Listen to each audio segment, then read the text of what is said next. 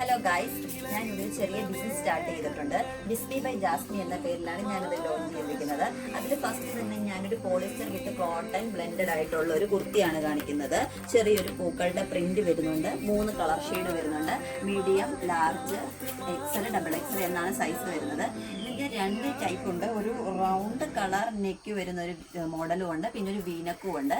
എല്ലാ മോഡലിൻ്റെയും ഫോട്ടോസ് ഞാൻ പോസ്റ്റ് ചെയ്യുന്നതായിരിക്കും.